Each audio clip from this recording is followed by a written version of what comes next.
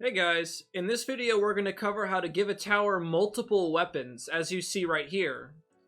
Here I have a dart monkey who has the Sun God's Sunbeam, the MOAB Mauler, and his original dart all at the same time. And that's how we're gonna figure out how to do in this video.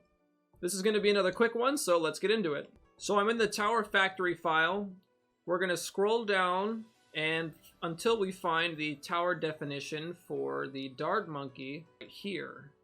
So if we scroll to the right, we can see where he's getting his weapons, which is this line right here.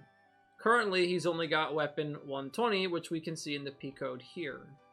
For a reference on how it's supposed to look when we add multiple weapons, we're going to look for the Wizard Lord, which is declared below the upgrades right here. Since he has multiple weapons, he'll be a good example. So if we scroll to the right, we can see here are his weapon declarations. So this is what it looks like in the action script right here. But we'll be editing the P code like normal. And in the P code, it looks like this. So the Wizard Lord has 1, 2, 3, 4, 5 separate upgrades. We can see them all listed here. But we also see right below it, it says new array 5.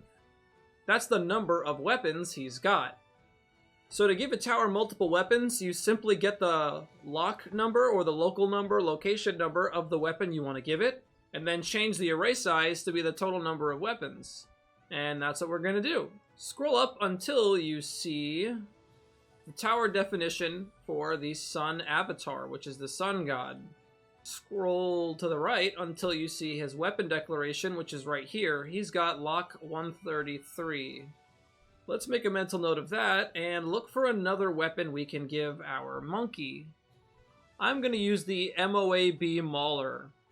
So if we scroll to the right, we will see he has weapon 187. I'm going to scroll back up to my dart monkey right here. Then I'm going to scroll down to the right until we see his weapon declarations right here. So I'm going to edit the P code.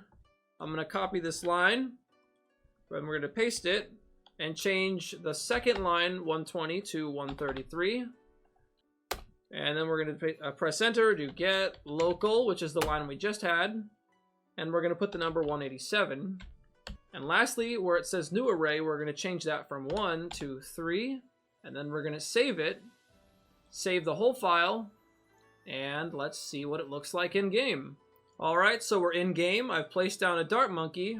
Let's go ahead and see what happens when he encounters some balloons. Awesome. Working exactly like he's supposed to. That is awesome. So we have successfully added weapons to our tower. So something I want to point out is if we buy upgrades for him and turn him into the triple dart monkey, you can see that he lost the weapons that we gave him. The reason why is triple darts monkey is considered a different tower. He's considered a new tower. If we go back in the code for a second, you can see triple darts right here listed as a new tower, different from the dart monkey tower. He might share the name dart monkey, but he has totally different weapons, as you can see right over here. So when you're making your mods, keep in mind that upgrades could change the weapons you've given your towers.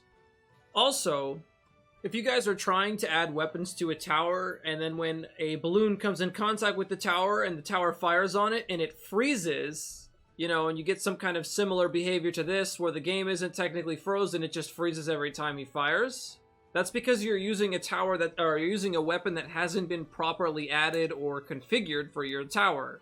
In this scenario, I added the Buccaneer's Grape Shot weapon to my dart monkey. But you can't just add that weapon, you have to add some extra configuration to it. So as a result, it wasn't firing. It's not that you can't add weapons like that, it's that you need to configure them if you're going to try to use them. So yeah.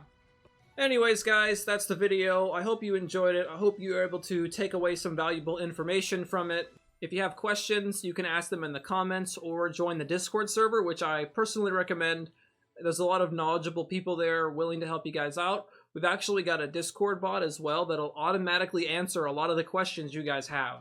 And if you're confused and not really sure how I did any of this, watch the first episode in this tutorial series because it's going to go over how to get the files and how to get set up to mod BTD5 Flash.